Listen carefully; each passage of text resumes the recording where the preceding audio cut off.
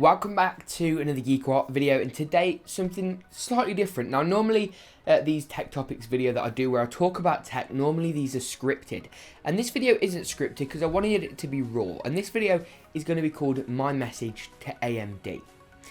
Now you may be thinking, why are you trying to send a message to AMD? Does Nvidia and Intel and Snap just you know what I mean? A lot of people might be thinking, why do you want to send a message to AMD and what do you want to say? And I want to say, AMD, please, please, please give us a repeat of the FX series CPU. Now, why do I say this? Well, Nvidia, if you haven't already noticed, are sitting on their asses doing absolutely nothing. Because for the past year and a half, their GTX 900 series of cards have been out, and they have had no reason to upgrade their cards, no reason to create evolution, no reason to add more value for the customer, because they own 70% of the market. Over 70% market share is owned by Nvidia, and that's on their desktop series cards. And I don't blame Nvidia for this. If I was Nvidia, I would be doing exactly the same thing, and Nvidia make some great products, as do AMD. However, Nvidia have had no reason to upgrade their products. Neither have Intel. Look at Intel. Look at their new Skylake series of CPUs. Great, really nice series of CPUs. But if you look at their Extreme Edition line of CPUs, their 5820K, 5930K, and 5960X, which are their 3 Extreme Edition CPUs, they have been out for almost a year and a half, and that is unheard of. That is really is unheard of. Getting up to 2 years now, that has never ever happened, ever. And if you look at the history of the older CPUs, so you've got the 3960X, and if you go way back, you can look at the product patterns, and you can also do the same for Nvidia's GTX series of GPUs. And basically the problem we've got here is one that we're going to have to trace back a little bit. So bit of an itch. If we look back to Nvidia's, we look back to AMD, sorry, their HD series of GPUs, so their 7970, 7850, all those kind of cards. And basically, what they did was, when it came to the 200 series, they basically rebranded their cards. Their higher tier cards got a couple of new GPU architectures, a couple of new upgrades. They added more VRAM, gave them a new name, and that was basically it. So AMD went, right, great, 200 series of cards were great value, really nice value set of cards. And then a couple of months back, 6 months back now, AMD went, right, we need a 300 series of cards, which is their new series of cards. And they basically got the 200 series from before, which had already been the HD series of cards. So they got the HD series, made them 200 series, 200 series, made them 300 series, aside from the 390X, the 390, the Fury X, and some of their higher end cards. So they basically went, right, hang on a second, here's an R9 380, this is now going to be the R9, sorry, this is an R9 280, this is now going to be the R9 370. And they basically got the card from the last generation and made that the one lower down this time, because it tends to be that a GTX 960 will be equivalent to a GTX 770. So you tend to get like more money each time because of GPU like evolving and the new architectures and what have you.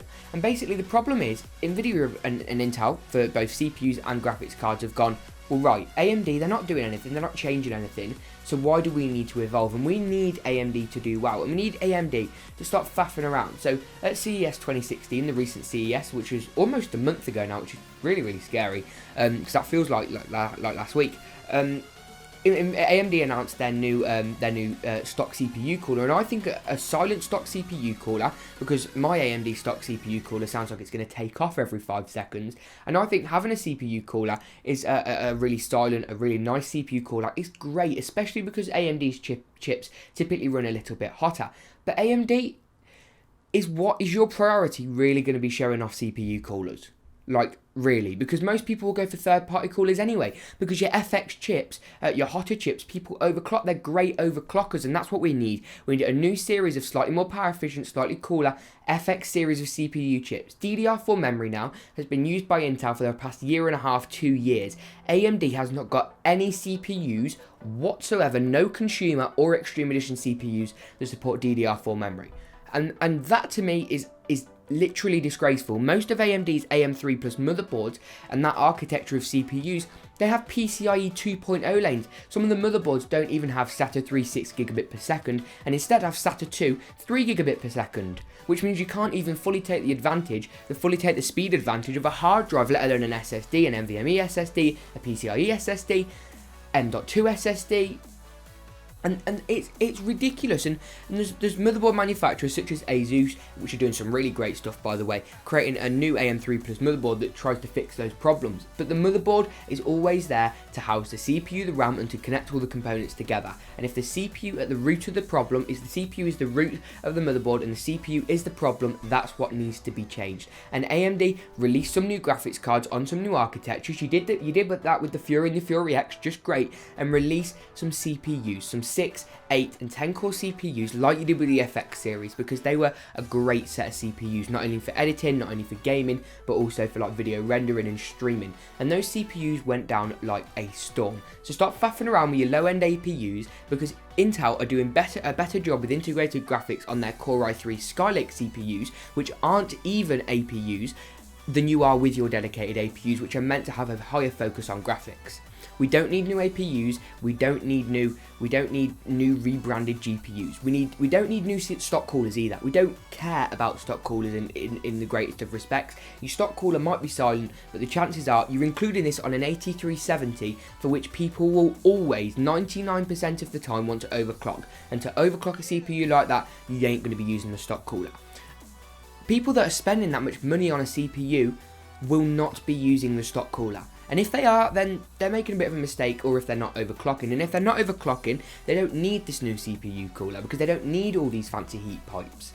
So AMD, what the consumers want and what we need for Intel and Nvidia is competition. We need competition, and we need chips to evolve, whether that be graphics chips or CPU chips. And AMD, you need some good mid-range CPUs and some nice high-end ones to compete with Intel's Extreme Edition line of CPUs that will support DDR4 memory, that will support PCIe 3 and a lot of PCIe 3.0 lanes x16. We need SATA 360 bit per second. We need PCIe SSDs, M.2 SSDs, NVMe SSDs. We need those standards.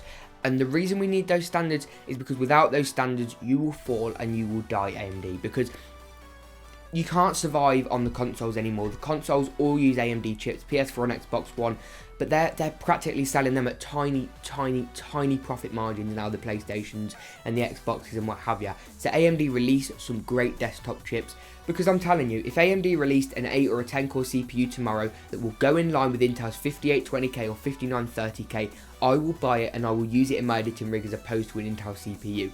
But at the moment I can't, because I haven't got anything good enough. If you found this video helpful, learn anything, got any questions, drop them in the comments below. Follow my Twitter at GeekaWhat. Thank you very much for watching, and as always, see you in the next GeekaWhat video.